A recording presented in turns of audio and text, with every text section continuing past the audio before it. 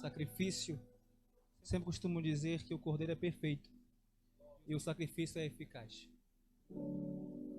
Não há nada que mude, Walter, esse status. Nesse momento, querido, se você está assim como eu, com fome da palavra, nesse momento eu quero convidar você a toda a sua atenção para meditarmos na palavra de Deus. Mas antes, eu quero reforçar você que está no coração de contribuir conosco nessa obra de doação de alimentos para famílias e pessoas que se encontram em extrema necessidade em decorrer da pandemia, tudo isso que tem acontecido. Eu rogo a você que você comente, deixe o local onde você mora. A nossa equipe vai estar buscando com você para juntos ajudarmos nossos semelhantes, querido. Porque a missão de Cristo é essa: mostrar que fomos justificados e mostrar o seu amor. Então eu peço encarecidamente a você que sentiu no coração, não se envergonhe, que estaremos buscando na sua casa o alimento, tá bom? Nesse momento eu peço a atenção de todos que estão aqui nesse momento, nesse lugar, e que estão na live, porque não tem como Remos, Tom, Walter, Joab, não tem como olharmos para a cruz de Cristo e não se sentir constrangido com isso. Se você não olha para a cruz de Cristo e não percebe um constrangimento em você, você não entende o que é isso. Você não entende o que é o sacrifício de Cristo. Nesse momento, com muito temor e tremor, eu peço que você abra sua Bíblia em Romanos capítulo 5. Vamos ler do versículo 1 ao 11. E o tema da mensagem é as bem-aventuranças ou fruto da justificação. Todo mundo que está aqui foi justificado em Cristo, amém? Todo mundo aqui é uma nova criatura, aleluia? Romanos capítulo de número 5, a partir do versículo 1, eu quero de maneira pausadamente ler com vocês e voltar depois ao texto para tentarmos entender o que esse texto muito rico de Romanos tem a nos mostrar, a nos revelar da parte de Deus e a sua justificação. Romanos capítulo 5. Amém, irmãos? Estão aqui?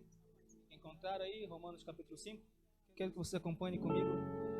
E tal como os bereanos faziam, conforme alguém fosse ministrar a palavra de Deus, eles provavam se tudo aquilo que era dito era conforme as Escrituras. Nesse momento, eu convido a você, conforme a Escritura, tudo aquilo que eu disser aqui, você acompanhe na palavra. Porque a minha palavra não tem qualquer poder, mas unicamente a palavra de Deus. Romanos capítulo 5, versículo 1, leiamos a palavra de Deus de maneira reverente. Justificados, pois, mediante a fé, temos paz com Deus, por meio de nosso Senhor Jesus Cristo, por intermédio de quem obtivemos igualmente acesso pela fé a esta graça na qual estamos firmes e gloriamo-nos na esperança da glória de Deus. E não somente isto, mas também nos gloriamos nas próprias tribulações, sabendo que a tribulação produz perseverança, e a perseverança, experiência, e a experiência, esperança. Ora, versículo 5. A esperança não confunde, porque o amor de Deus é derramado em nosso coração pelo Espírito Santo que nos foi outorgado. Porque Cristo, quando nós ainda éramos fracos, morreu a seu tempo pelos ímpios. Dificilmente alguém morreria por um justo, pois poderá ser que pelo bom alguém se anime a morrer. E aqui é o centro dessa mensagem. Mas Deus prova o seu próprio amor para conosco, pelo fato de ter Cristo morrido por nós, sendo nós ainda pecadores. Logo, muito mais agora, sendo justificados pelo seu sangue, seremos por ele salvos da ira. Porque, se nós, quando inimigos, fomos reconciliados com Deus, mediante a morte de Jesus Cristo, seu Filho, muito mais, estando já reconciliados, seremos salvos pela sua vida.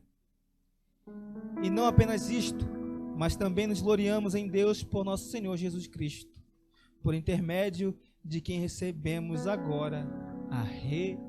conciliação. Papai querido, nesse momento, diante da tua palavra, nós nos sentimos tão pequenos, Pai. Nesse momento eu rogo,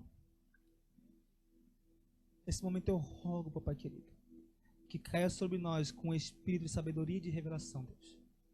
Que tudo aquilo que for ministrado sirva para a edificação do teu corpo, para a edificação da tua igreja, Jesus. Nos faça entender, Papai querido, a justificação plena que o Senhor nos deu mediante graça. Eu rogo, abra os olhos do nosso entendimento, para que possamos entender a tua vontade. Nesse momento, esse ambiente seja repleto da tua glória, da tua presença, da tua sabedoria, do teu amor. Que possamos, Papai querido, cada um de nós, com reverência, prestar atenção em tudo aquilo que for dito. Em nome de Jesus. Amém.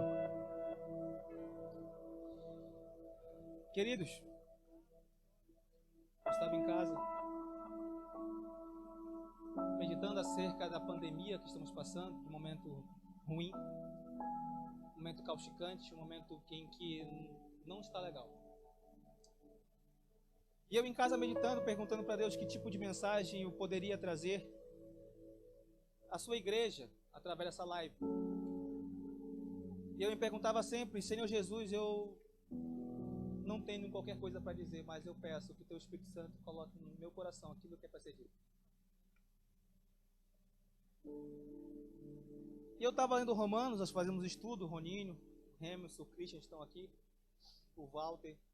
Nós fazemos estudo de Romanos e, decorrência da pandemia, acabou não tendo mais. E o livro de Romanos é um livro que fala muito ao nosso coração. É um evangelho condensado, é um evangelho de maneiras condensada, para que possamos entender a profundidade de tudo isso que é o evangelho. Mas só que é interessante que no capítulo 5, o apóstolo Paulo nos traz a justificação pela fé e a paz com Deus. E eu me perguntando em casa o que talvez seria essa paz, o que é ter paz. Nós falamos uma vez ou outra com alguém, encontramos irmãos, irmão, paz do Senhor é a paz do Senhor. E alguns são muito religiosos, não querem dar paz do Senhor quando o irmão está de bermuda, né? Né, Rabel? O irmão está de bermuda, não dá paz do Senhor, não está crente não. Isso é coisa de religioso. Mas o versículo 1 é interessante, ele diz assim, ó: justificado, pois, mediante a fé, temos paz com Deus, por meio de nosso Senhor Jesus Cristo. Querido, atente para isso. Paz com Deus não é a mesma coisa de paz de Deus. São coisas distintas. Nós aprendemos isso no começo do Evangelho, sobre o que é isso. A paz com Deus, ela é um status, a paz com Deus não é um sentimento. Você não sente a paz com Deus no sentido de sentimento. A paz de Deus é diferente, a paz de Deus é a questão da regeneração. A paz com Deus é um status permanente, um status que não muda. Por quê? Nós fomos justificados, olha só, justificados, pois mediante a fé, temos paz com Deus. A justificação é um ato em que Deus, em sua soberania, declara o pecador justificado justo. Queridos, olha só para isso. Não há qualquer tipo de esforço da nossa parte de nos justificarmos a nós mesmos. Não há como por obras, não há como por boa oratória, por leitura da Bíblia, por oração, nada disso te salva. Embora seja decorrente da tua salvação. Você ora a Deus, Deus sobre isso, Deus para aquilo, mas você não entende que foi justificado. A paz com Deus é um status permanente. Olha só, é mais que perdão. O perdão é um pagamento de uma dívida. Eu olho, por exemplo, deixa eu pegar aqui o Roninho. Roninho me emprestou um dinheiro, né? E eu não paguei o Roninho. Tá aí o Roninho na live aparecendo aí. E o Roninho, de repente, por bondade ou alguma ideia na sua cabeça, ele pega e quer perdoar pela dívida. Só que, perdão que o Roninho faz em relação a mim, da dívida, daquilo que eu emprestei e não paguei para ele, não me torna justo, isso é, não me torna uma pessoa com crédito com qualquer outra pessoa.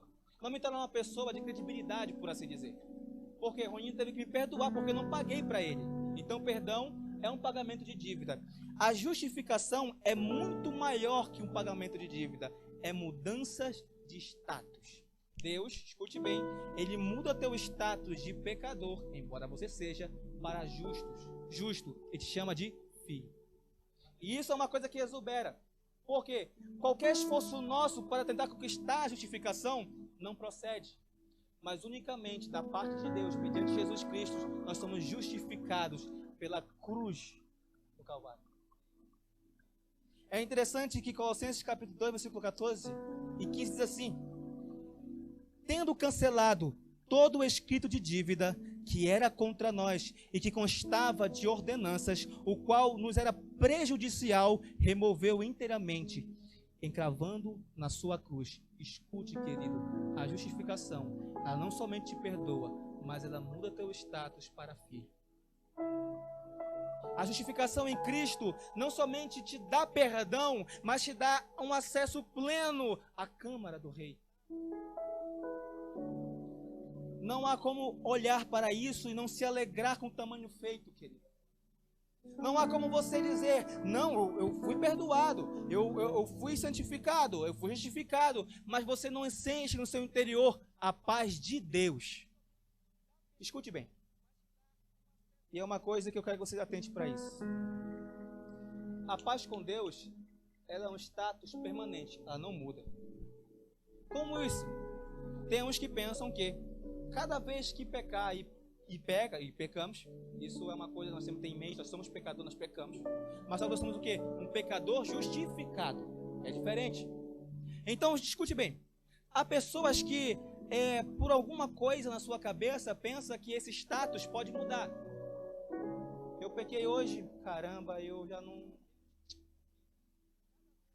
sou mais crente, né?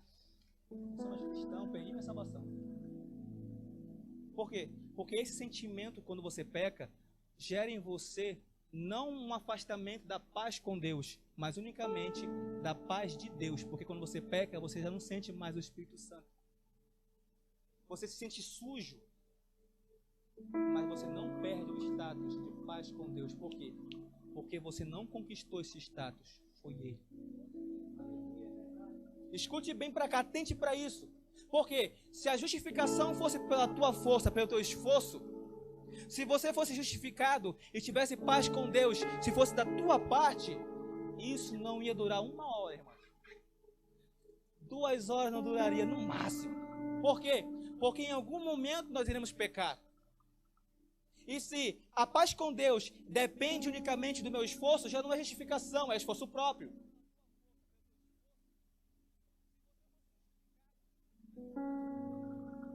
Então, o status de paz com Deus, ele não muda, porque aquilo que era contra nós e que constava de ordenanças, o qual nos era prejudicial, Ele removeu inteiramente e encravou na sua cruz. Porque o sacrifício de Cristo é unicamente o amor dele por mim e por você, e não uma ação de uma coisa que eu possa fazer para agradá-lo. Entenda, querido, o que é graça, o que é graça. Você não merece. Porque tem gente que pensa que eu fui justificado hoje. Cristo cancelou meus pecados, me perdoou, me justificou. Já estou crente. Mas só que, já que ele já fez isso, beleza. Mas a partir de amanhã é por minha conta. Parece que o sacrifício de Cristo apenas encontra lugar na vida do cristão até o momento da sua conversão. Depois da sua conversão já é com ele. Não. Porque se fosse com você qualquer coisa, você nunca seria salvo.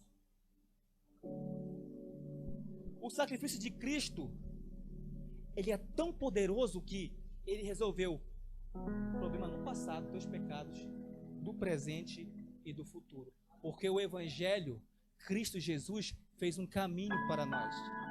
E Ele é que faz você e eu trilharmos esse caminho, porque a paz com Deus depende unicamente dEle.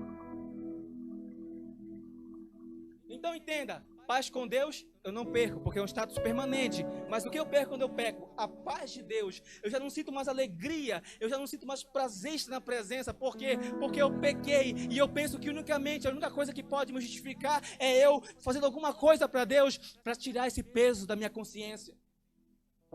E tem muitas pessoas que são convertidas assim.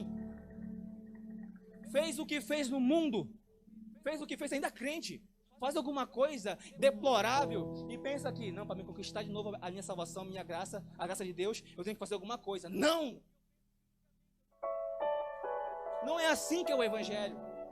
Porque a paz com Deus é mediante Jesus Cristo. Não depende nada de esforço. Por que eu estou falando isso? Porque nós temos ainda a ideia de fazer alguma coisa para ser salvo. Não, querido. Quando você quer fazer alguma coisa para ser salvo, você está igual nos Gálatas, quando Paulo escreve aos Gálatas. Ó, insensatos Gálatas. Vocês começaram bem, mas já estão em outro evangelho. Que evangelho é esse? É o evangelho de que o sacrifício de Cristo de um lado e o meu esforço do outro. Querido, você não estava na cruz naquele momento para pagar aquele preço. Era Ele. Ele levou sobre si os nossos pecados. A obra de Cristo é o suficiente. Sabe por que você ainda acha que merece alguma coisa, que tem que fazer alguma coisa? É porque você não entende isso. O sacrifício de Cristo, você não entende isso. Então eu rogo que ele tire da sua cabeça isso. A paz com Deus é um status permanente em que o Pai te chama de filho. Aleluia, irmão. E você pode perguntar, mas como assim, irmão? Sabe, abre um parênteses aqui. Parênteses. Sabe qual é o nosso maior problema? A insegurança de falar do Evangelho de Cristo? É porque nós estamos ainda tentando nos justificar nós mesmos. Eu quero falar de Cristo para alguém, mas eu não paro falar de mim mesmo. Tem pessoas ainda que não conseguem entender a plenitude do Evangelho porque ela pensa que tem que fazer alguma coisa. Querido, você pode perguntar, mas por que o status não muda? Por que o estado não muda de paz com Deus? Por que não muda? Porque não foi você que conquistou, foi Ele. Você entendeu isso? Não foi você que conquistou, não foi eu que conquistei a paz com Deus, foi Cristo. Não muda porque não foi você que conquistou, você apenas recebeu. Pela graça sois salvos, mediante a fé, isso não vem de vós, é dom de Deus. Irmão, mas como assim eu não perco? Não perde. É um exemplo? Romanos capítulo 9, versículo 11. O que vai dizer? Que os dons de Deus são irrevogáveis. São sem arrependimento. Se a salvação é mediante a fé e é um dom, e a Bíblia está dizendo que o dom de Deus, quando Ele dá, Ele não tira, por que você vive uma aflição com você que uma está salva, outra não está salva, uma está salva, outra não está salva? Você pode se esforçar, você pode jejuar o tanto que você quiser. Você pode ir para o monte, você pode chorar, você pode ficar 10 dias trancado em uma casa. Isso não vai te justificar. Unicamente, a única coisa que justifica é o sangue do Cordeiro. Toda coisa que você faz é em decorrência da sua salvação e não objeto para que você venha a ser salvo. Então a primeira bênção da justificação é paz com Deus, não paz de Deus. Legal? Qual é a segunda bênção da justificação? Acesso a Ele. Querido, escute bem. Quando Cristo Jesus resolveu morrer por nós, Ele exerceu o quê? Misericórdia. Misericórdia, escute bem. Misericórdia é quando eu não recebo aquilo que eu merecia. O que eu merecia? Juízo. Isso é interessante. Graça é quando eu recebo aquilo que não merecia. O que eu não merecia? Justiça. Eu não merecia justiça. Você não merecia justiça. Você é um pecador. Você é miserável. Eu sou miserável. Só que nós temos uma ideia ainda de um evangelho de centralizar o homem e que ninguém mais se coloca na posição de pecador. Ninguém mais quer dizer, eu digo para alguém assim, você é pecador. Não. Você é ruim. Não. Eu sou bom, sou bondoso. E começa a falar das suas próprias aparentes virtudes. Mas, querido, se as tuas virtudes não vêm do Evangelho, da salvação, da transformação de Cristo, isso é um egoísmo, é ego. Porque na misericórdia, Deus nos livrou do juízo. E na graça, Ele nos deu uma coisa maravilhosa, a justiça dEle, mediante Cristo Jesus. Aleluia. Então, o acesso a Ele e firmeza na graça. Romanos capítulo 5, versículo 12, acompanhe lá. Por intermédio de quem obtivemos igualmente acesso pela fé, olha só, acesso pela fé a esta graça na qual estamos firmes. Isso é maravilhoso. E gloriamo-nos na esperança da glória de Deus. Escute, a palavra acesso no grego é prosagoge. E essa referência que o apóstolo Paulo usa para dar essa ideia de prosagoge, imagine comigo, uma espécie de tá o rei no seu palácio, no seu lugar, e para ter audiência com esse rei, para ser ouvido por esse rei, há um outro ser, uma outra pessoa que o leva até a câmara do rei para que você tenha uma audiência com esse rei. Quem que você imagina que fez isso com nós? Quem é que te leva ao lugar secreto? Quem é que te leva a ter acesso pleno a Ele? Porque uma vez que fomos justificados, nós temos agora acesso a Ele. Tudo aquilo que você fez foi pago. Você foi justificado e agora você tem uma bênção muito grande. Acesso a Ele.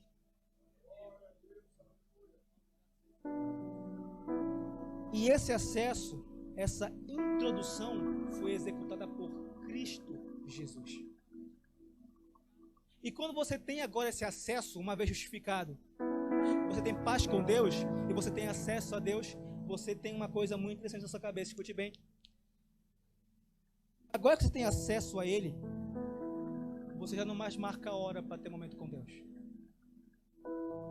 E aqui eu vou pegar uns crentes que são envio de culto, de liturgia. É posto sobre nós uma cultura em de que há momentos em que eu tenho que me encontrar com Deus, seja na quarta, na sexta, no domingo ou na segunda, no tempo central. E a gente marca encontros com Deus, quando não é isso que Ele quer. Uma vez que você foi justificado pela graça, e agora você recebe o acesso a Ele, você não precisa mais marcar horário, querido. Você não precisa mais marcar horário. Só encontrar Deus no domingo. Às vezes eu penso comigo, não sei se é um pecado, que Deus ficou bastante zangado por isso. Porque nós temos acesso a Ele. Nós temos acesso pleno a Ele. Mas nós só queremos encontrar Cristo na igreja, num templo. Queremos encontrar Deus em um outro local, não ser o nosso quarto. Escute bem, querido. O nosso grande problema é nos querer parecer muito espirituais. Nós queremos ser muito espirituais. Porque é muito bacana eu estar nessa live falando de Cristo para você e ser gravado por isso, por aquilo, por isso. E de que isso vai valer se no meu quarto eu não falo com Ele?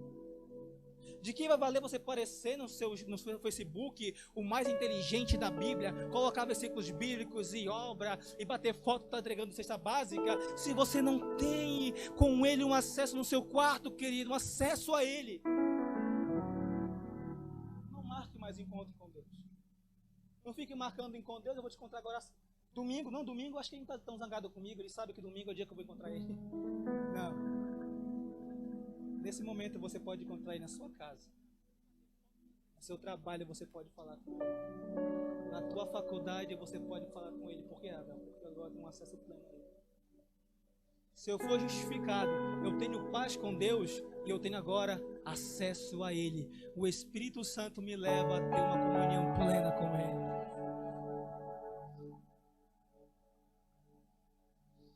Então, a terceira bênção da justificação, frutos da justificação. Qual foi o primeiro fruto? Paz com? Vamos lá, paz com? O segundo, acesso a Ele. E o terceiro, glória na esperança da glória. Versículo 3. Não, versículo 2 ainda, perdão. E nos gloriamos na esperança da glória de Deus. Olha só, a esta graça na qual estamos firmes, querido. Escute bem. Na graça ao qual estamos firmes. Às vezes eu me pergunto, irmã Simone, o que é que nós estamos firmando raízes?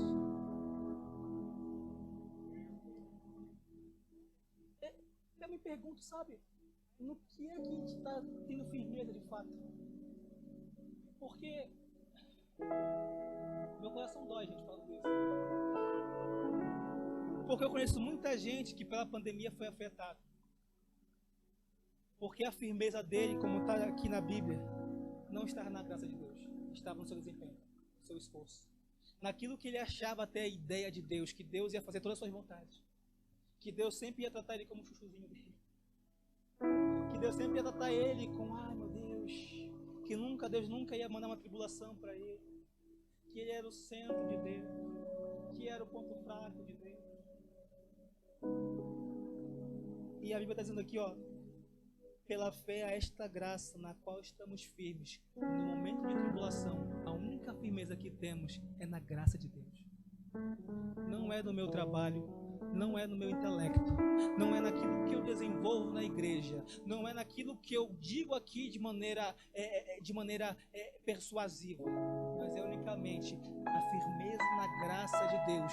E quando você é justificado, você já não teme mais nada, porque você está firme na graça de Deus. Isso não é utopia, isso é uma verdade bíblica, da qual você e eu deveríamos desfrutar desse momento de pandemia. Glória na esperança da glória. E nos gloriamos na esperança da glória de Deus. Essa palavra, e nos gloriamos, se a gente não entender, se quiser sentar, fique à vontade. Não desce mais não. Fique à vontade. Se quiser sentar aqui, ó. Tá um tempão de pé, menino, bichinho. Querido, olha só, e nos gloriamos. Essa palavra, se não for entendida, dá uma conotação um pouco errada pra gente. Quando a gente fala assim, nos gloriamos, parece que há um tipo de exaltação da nossa parte, né? Eu me glorio porque eu falo bem, eu me glorio porque eu leio a Bíblia mais do que o outro, eu me glorio porque eu jejuo mais do que o outro, eu me glorio porque eu não sou aquele pecador, né? Não. Nos gloriamos aqui, nesse versículo, tem a ideia de que a alegria de alguma coisa, a menção de alguma coisa. O que é isso? E nos gloriamos na esperança da glória de Deus. Quando você tem esperança na glória de Deus, você faz menção disso, porque isso é gloriar-se na esperança da glória de Deus. Um crente que é justificado, ele não fala apenas de coisas terrenas, ele fala da esperança da glória de Deus. Por quê? Porque ele se gloria nisso, ele se alegra nisso. Porque o cristão, quando é justificado, ele é salvo, ele entende que ele não é feito para esse mundo, mas no mundo vindouro. Essa esperança aqui é de um futuro, de novo céu e nova terra, da qual Deus preparou para os seus filhos, para mim e para você, querido. Se você for justificado e tem certeza no seu coração.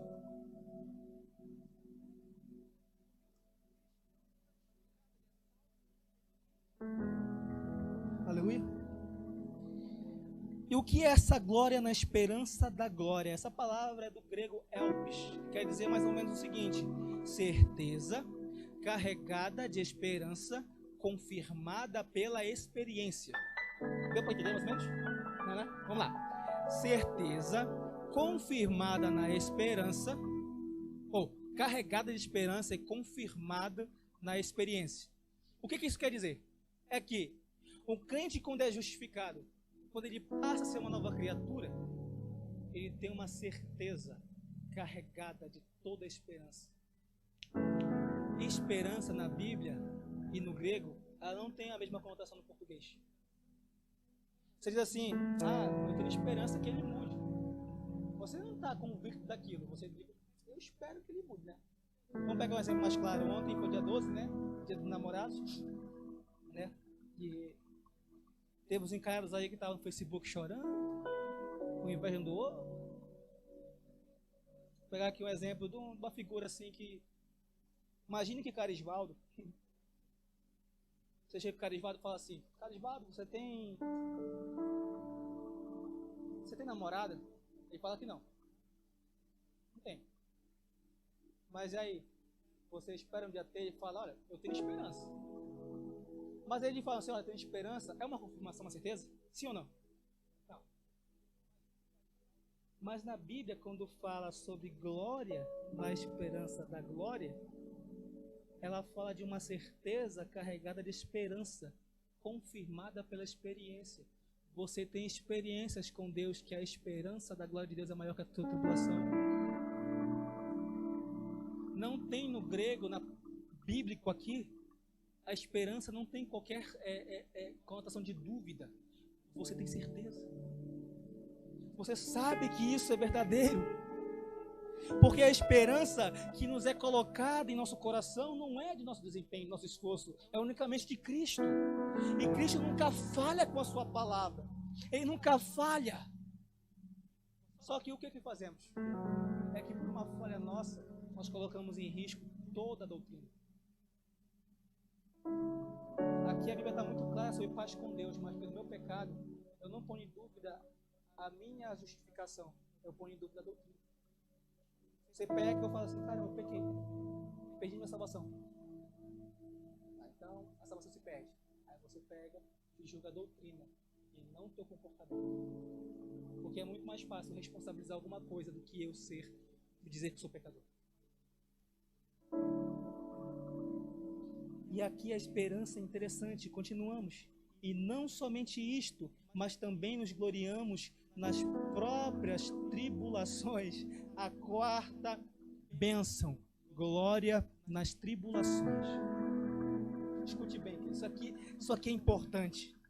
E não somente isto, mas também nos gloriamos nas próprias tribulações, sabendo que a tribulação produz perseverança, e a perseverança, experiência, e a experiência, esperança. Escute bem. Glória na tribulação, ou perseverança, experiência, esperança.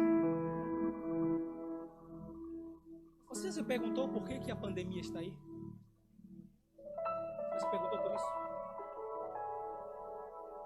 Tem muita gente que não consegue ficar nem dentro de casa mais, porque acha isso uma prisão. Assim, quando eu estou no meu quarto, quando não estou orando, e Deus tem me cobrado bastante isso, no meio dessa pandemia, o meu quarto deveria ser o lugar que eu mais teria prazer de ficar, se eu buscasse ele em secreto. Sabe por que a gente sente falta da liturgia do culto? É porque nós sabemos buscar Deus lá, no quarto. Nós queremos mostrar para os nossos dirigentes, para os nossos pastores, que nós somos fervorosos. Nós queremos mostrar para as pessoas que nós sabemos alguma coisa. Mas no quarto, Deus conhece. Ele me conhece. Ele conhece você. E a glória nas tribulações, olha só, é a quarta bênção. Você pensa que tribulação é da parte do diabo? Por um cristão justificar a tribulação, escute bem, é para fazer você ser mais forte na presença de Deus. Porque a tribulação, ela produz o quê? Paciência. E aqui tivemos uma tribulação danada para gravar isso aqui. Nós estamos gravando. Aleja, se espera com a gente, está com a gente. Deus colocou a prova. Você que está na live, nós estamos aqui. Porque foi uma tribulação, foi? Mas sabe o que é engraçado que Paulo fala? Que a nossa leve e momentânea tribulação produz para nós eterno peso de glória. A tribulação para um cristão justificado não vem para fazer com que ele perca a sua fé, mas vem para forjar você. Porque ninguém é forjado, querido, vivendo de maneira dissoluta, de maneira apenas que não tem qualquer tipo de tribulação na sua vida. Não, você não é provado assim. Você deveria pegar a tribulação e entender, caramba,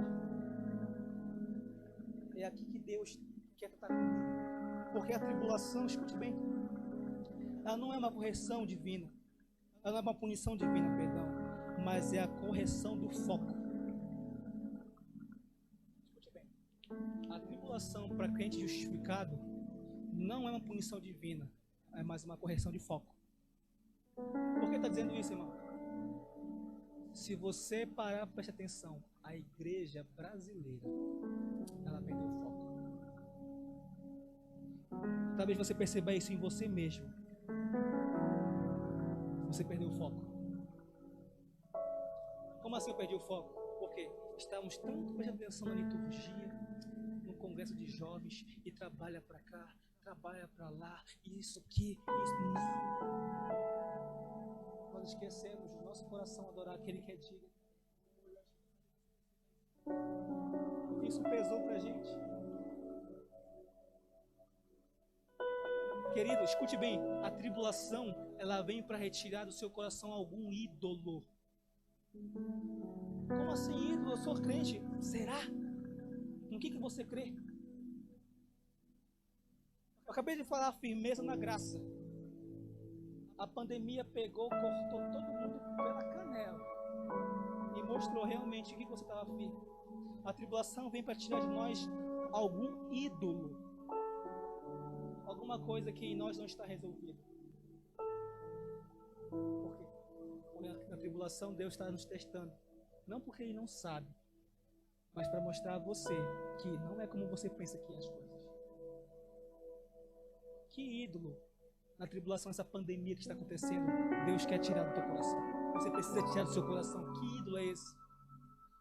Você está adorando aqui a Deus ou a tua imagem? Ou aquilo que você acha que é Deus?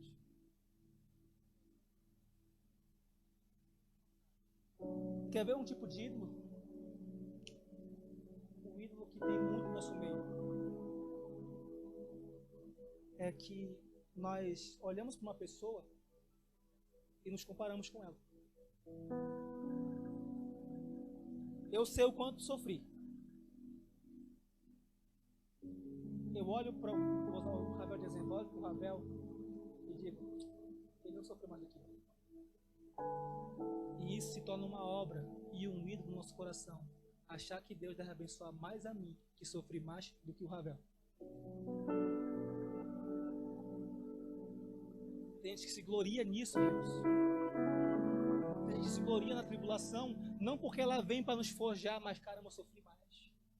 Eu sou mais sofredor do que o outro, e por isso Deus deve me abençoar mais. Não. Deus quer retirar talvez esse ídolo do teu coração. Deus quer tirar de muito crente essa pandemia, ídolos do coração, que se formou e você nem percebeu. Que tipo de ídolo? Talvez seja um cantor, um ator, um artista. Meu amigo, acho que talvez esteja assistindo o Dileno, ele diz uma coisa interessante sobre a questão de bezerro de ouro. Você sabe quando alguém tem um, quando você critica ele. Quer ver um exemplo muito claro que você tem ídolo no seu coração? É quando alguém fala de um cantor famoso, de um pastor que você gosta, de alguém que você gosta e você defende com unhas e dentes. Mas quando se trata de Jesus Cristo, você fala, cada um tem sua opinião. Cada um tem sua opinião sobre isso. Jesus nas redes sociais já está achado de muitas coisas. Cada um tem sua opinião. Vai falar do Billy Ash. Vai falar do Fire. Vai falar das coisas que ele gosta para você ver. Deus quer tirar de nossos corações ídolos nessa tribulação para mostrar toda a carne que Ele é Deus.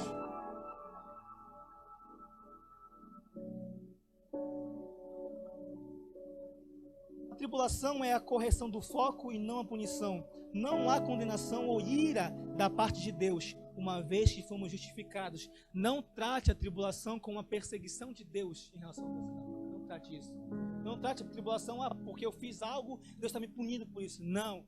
A tribulação vem para forjar você, para tirar um ídolo do seu coração. Que ídolo? Talvez do ídolo que você pensa que você pode salvar a si mesmo. Que você pode salvar você dando a salvação em Cristo e o dízimo.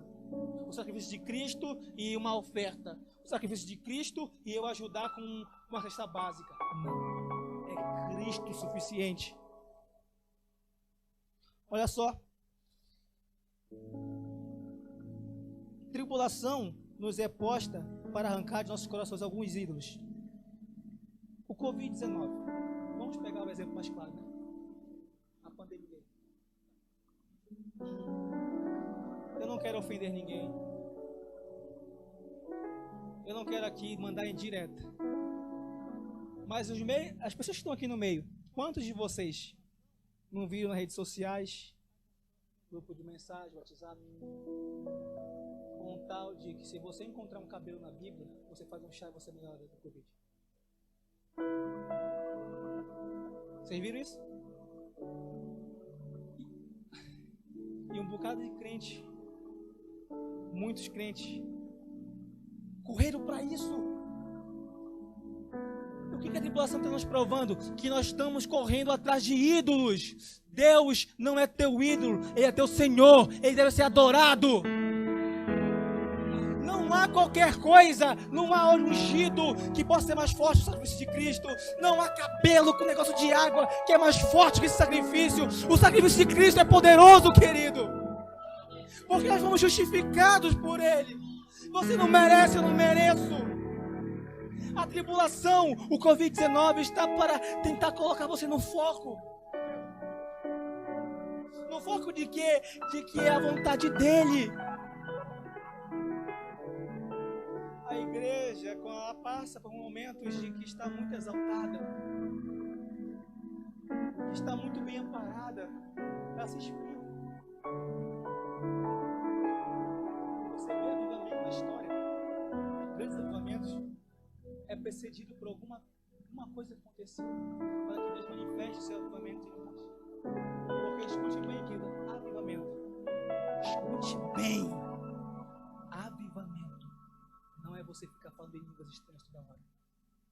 Você rodar, você chorar e não ter qualquer tipo de arrependimento. Escute bem. Avivamento não é você gritar alto, gritar e se esgoelar, não é isso. Sabe o que é avivamento? É tornar vivo. Quando é que eu sou avivado? Quando eu me torno vivo, uma nova criatura. Que eu sou avivado, logo você entende a questão do Evangelho. Que Cristo, Ele não morreu para você ganhar um Honda Civic, Ele não morreu para você apenas ter um momento de um emprego ou alguma coisa, não.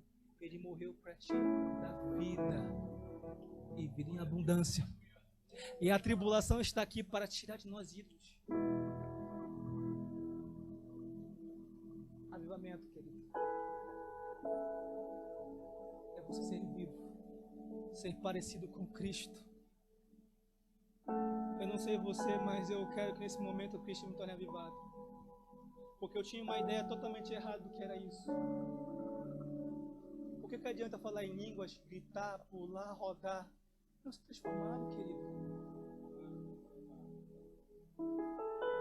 Você só desfruta de momentos que o Espírito Santo pode te dar, mas nunca vai desfrutar da justificação em Cristo, da paz com Deus.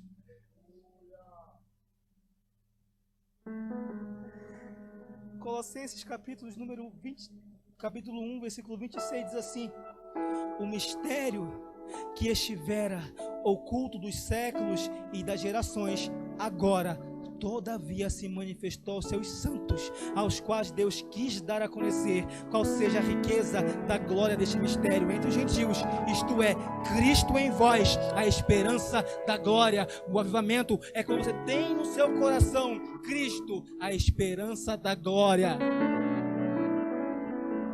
Aleluia, querido.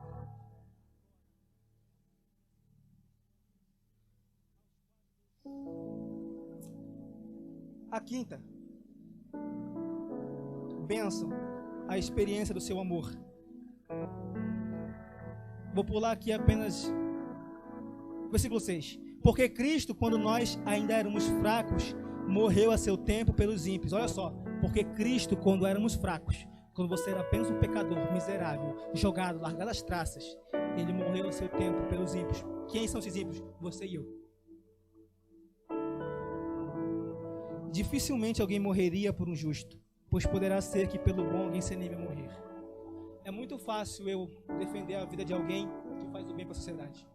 Eu dar minha vida por essa pessoa. Eu dar minha vida por questões políticas, por um candidato. É muito fácil. Mas quem daria a vida para um estuprador? O grande problema nosso é que a gente acha, Remus, que o outro, precisa mais de Jesus do que eu. O grande problema nosso é que nós achamos que o outro não merece ser justificado.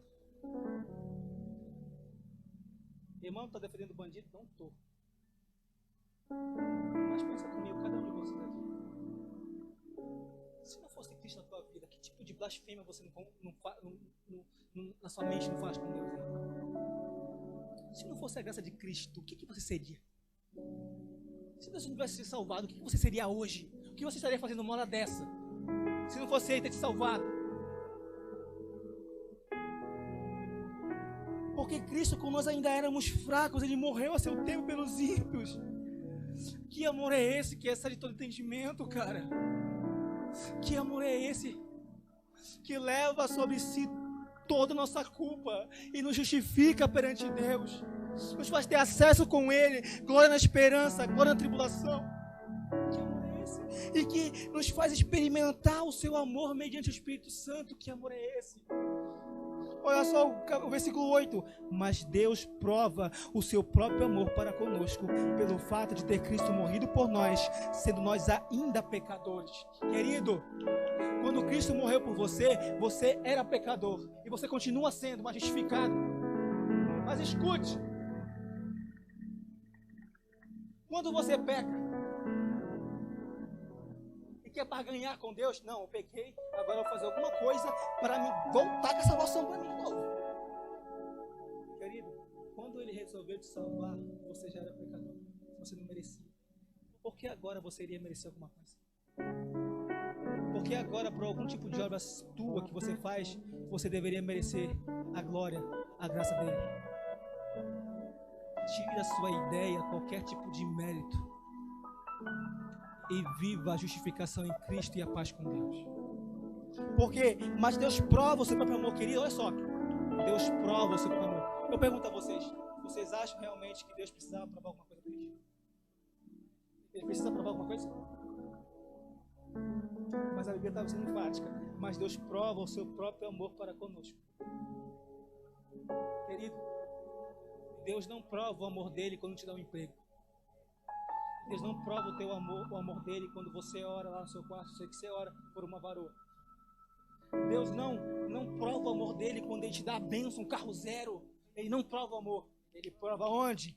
O seu próprio amor para conosco, pelo fato de ter Cristo morrido por nós, sendo nós ainda pecadores. O objeto de amor, aleluia, e julgamento está aqui, na cruz de Cristo. É aqui que Ele prova o amor dele. Logo, quando você entende isso, que ele prova o seu amor na cruz, em Cristo Jesus, você já não perde mais tempo com coisas fúteis da vida. Deus não me ama porque não me dá um emprego. Você olha para cá, caramba, Ele me ama mesmo assim. Ele prova o amor porque Cristo morreu por nós quando você e eu estávamos perdidos. Logo você entende que você não aceita Jesus, é Ele que te aceita. Você não encontra Jesus, é Ele que te encontra. E nessa noite a gente te encontra, querido. Porque Ele prova o amor dele, não em decorrência da cura do Covid, mas unicamente na cruz de Cristo, que perdoa o teu pecado e te dá paz com Deus. Irmão, você está sendo insensível, não estou, querido. Porque eu tenho uma certeza muito grande no meu coração. E eu busco sempre isso. Uma certeza muito grande no meu coração. Que se eu morrer, para mim é lucro. Porque eu sei que vou abrir os olhos e olhar na face dele. Querido, nós perdemos a glória na esperança, porque nós estamos vivendo apenas aqui. Nós queremos só viver aqui, caramba, o emprego está aí, a falta de emprego está aí, e eu não consigo emprego, querido. Está aqui o amor dele, um dia você vai encontrá-lo. Não viva apenas para esse tempo. Eu tenho amigos meus, quero fazer menção dele, no Silvio, perdeu o pai recentemente. Eu fui ter com ele ontem, que ele nos ajudou muito, sempre nos ajuda. E eu falei com ele. Ele me alegrou meu coração. Porque ele tem ideia de onde o pai dele está agora. Claro que tem a dor, sim, tem. Ninguém quer passar por essa dor de perder um ente querido. Mas você ter glória na esperança da glória. Se você provar da experiência do amor dele, isso excede todo o entendimento. Eu converso com os meninos, eu falo, caramba, nós deveríamos viver níveis mais profundos da intimidade com Deus. Mas por que nós não vivemos? É porque nós estamos procurando nos justificar nós mesmos. Por que não vivemos? É porque queremos viver, irmã Simone, uma vida só aqui nessa terra. Nós achamos que o cristianismo é brincadeira, como foi no último sacrifício de Cristo. Querido, eu não lembro muito bem quem foi que falou, eu não lembro se foi o Spurgeon ou o Lewis, não lembro muito bem quem falou. Ele falou que se você quer encontrar numa religião conforto, eu não te recomendo o cristianismo. Porque o cristianismo não é isso. Pelo menos não por agora. A esperança da glória de um dia eu encontrar face a face a Deus. Cara, se você entender isso, você já fica... Querido, eu não entendo. Eu sei que há casos clínicos, Roninho. Eu sei que há casos... Eu estudo depressão tem 3 anos, eu sei isso. Eu sei o que é isso. Mas eu não entendo um cristão que diz ser justificado, que tem paz com Deus, dizer que está com depressão. Porque depressão que é a falta de esperança. Cristo é a esperança da glória. Como é que você diz ter fé em Cristo, mas vive uma depressão? Exceto o caso clínico. Que a pessoa nasce com isso.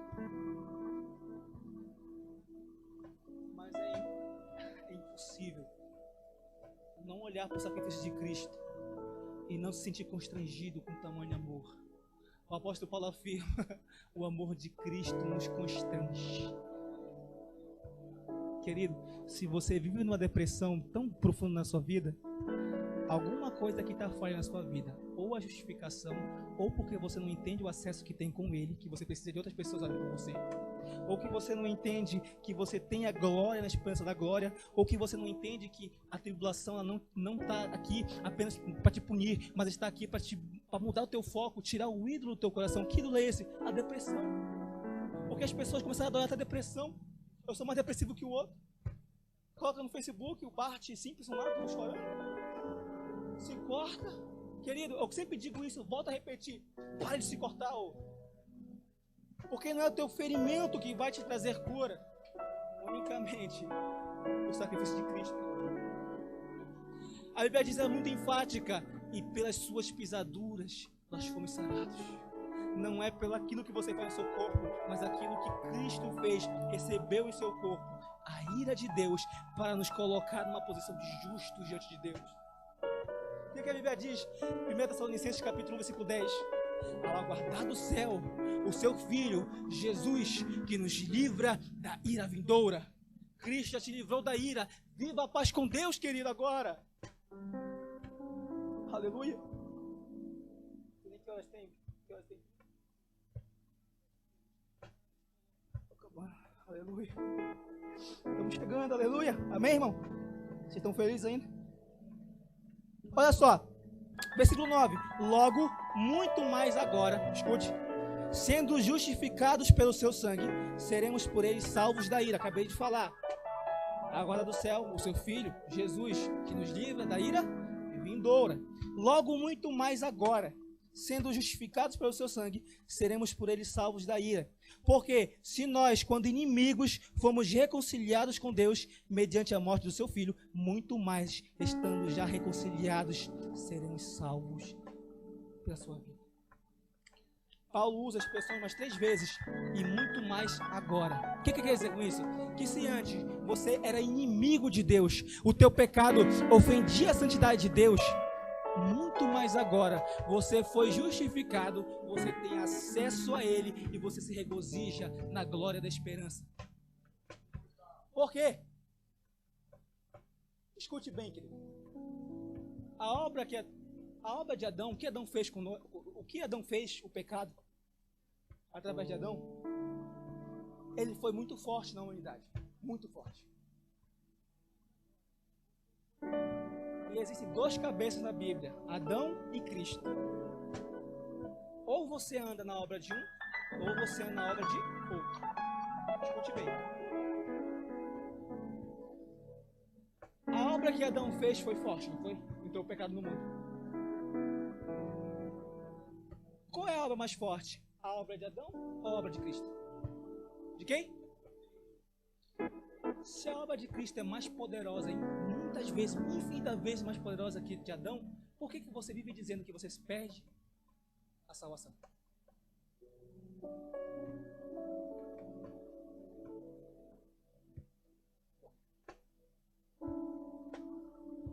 A Bíblia fala em muito mais agora. Se antes andávamos na obra de Adão, o pecado nos atingiu de uma maneira muito grande, mas só que pelo seu sangue nós fomos sarados, fomos justificados, e você tem a certeza de que a obra de Cristo é mais poderosa do que Adão.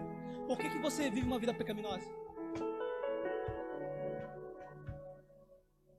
Por que você não desfruta apenas do Evangelho, do amor tão grande que Deus colocou sobre você? Por que você não desfrutar disso? Querido, a obra de Adão nos trouxe condenação e juízo. A obra de Cristo, justificação e vida. A obra de Adão nos trouxe condenação e juízo, mas a obra de Cristo nos trouxe justificação e vida. Porque, e muito mais agora, muito mais, a obra de Cristo foi feita, agora muito mais que o quê? Muito mais que o pecado, muito mais que o teu esforço próprio, muito mais daquilo que você pensa que é o Evangelho, muito mais agora, justificados pelo seu sangue, nós seremos salvos da ira. Deus já não tem mais ira contra você, Deus não tem nada contra você.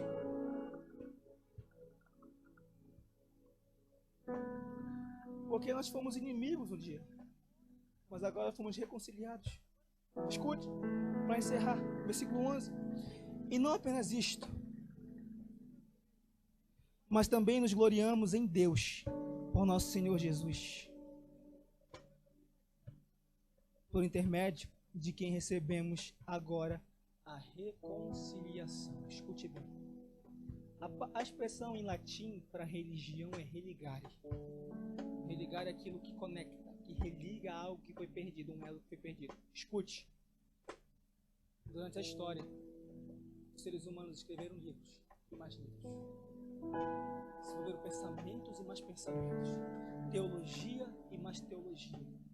Misticismo e mais misticismo. Mas Deus permaneceu no culto.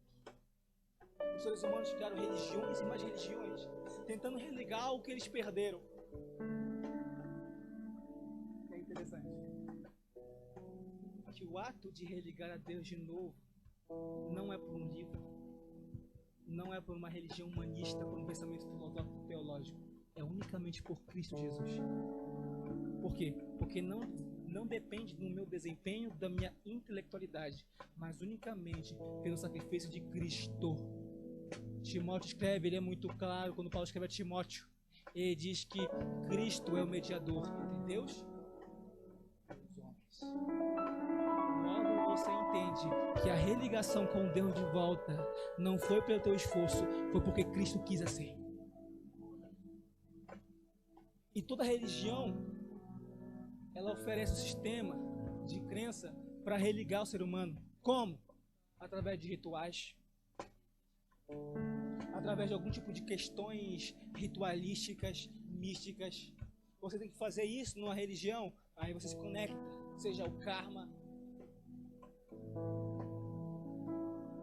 Então a religião é sempre um ato de Deus, do homem em busca de Deus, mas no cristianismo é sempre Deus em busca do homem. Por quê? Porque você não encontra Deus, Ele te encontrou.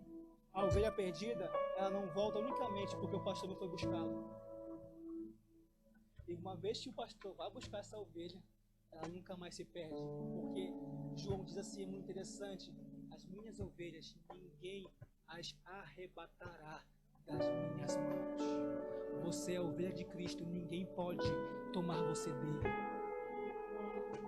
Por quê? Porque você foi reconciliado com Deus. Escute bem, querido.